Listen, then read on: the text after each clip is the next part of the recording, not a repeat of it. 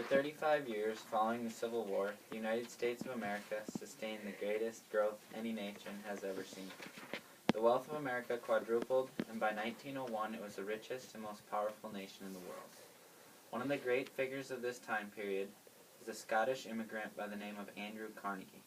Carnegie was born in 1835 in Scotland and moved to America in 1848 because his father could not find work in Scotland.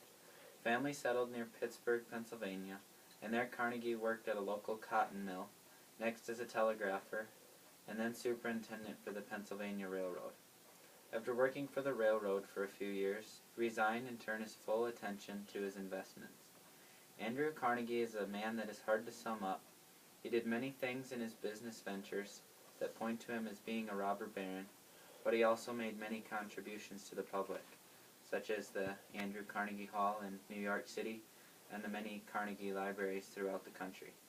He was a very shrewd businessman that could take advantage of other individuals and companies if given the chance. Next I will move on to some of his robber baron moves. Andrew Carnegie considered himself as an honest businessman, and in his day he was considered that.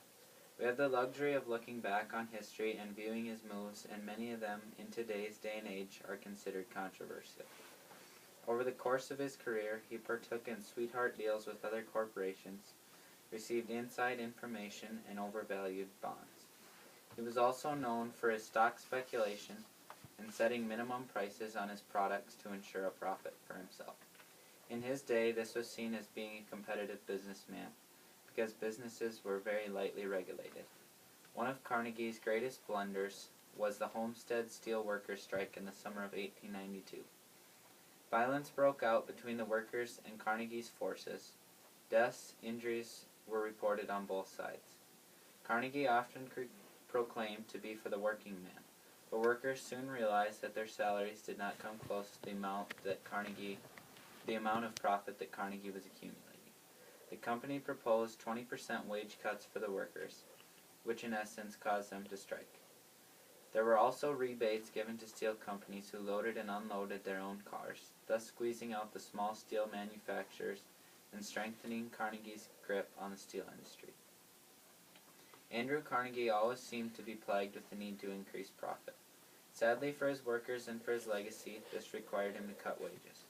He was so competitive that he was always looking for a way to beat the competition, and one way to do that was to decrease his employees' wages. Oddly enough, he supported the 8-hour workday, but opposed unions and what they stood for. He also could never have compassion or feel sorry for Americans with low income. Some historians believe this is because of his early success. At one point in his career, he owned more than 1/4 of the nation's steel industry, and produced more than even the country of Great Britain. In essence, he had a monopoly in the steel industry. Like I mentioned in the previous paragraph, Carnegie had inside knowledge in many of his business ventures, which created an unfair advantage for him over other steel and iron producers.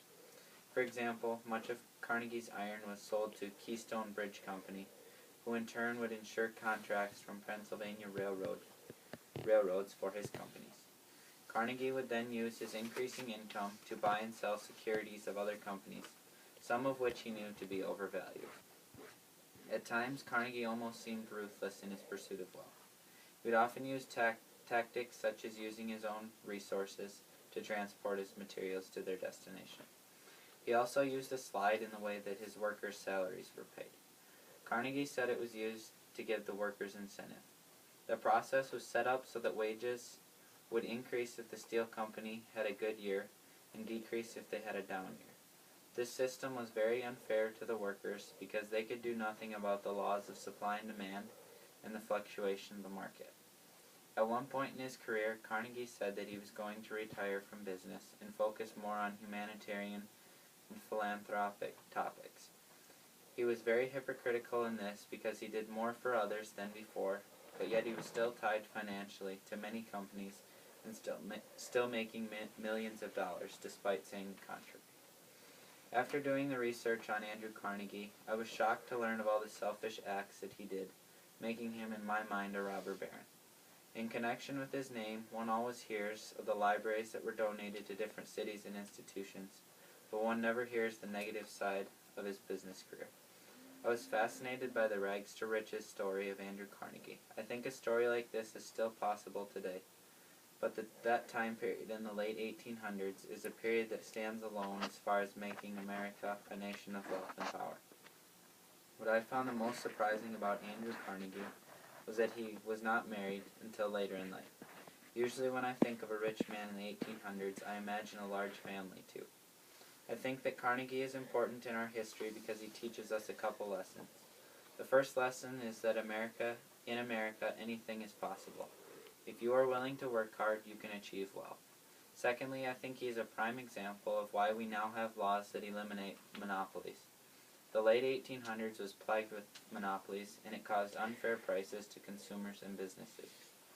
Through this research, I learned more of Andrew Carnegie's life as a businessman and why he was such an important part of our history.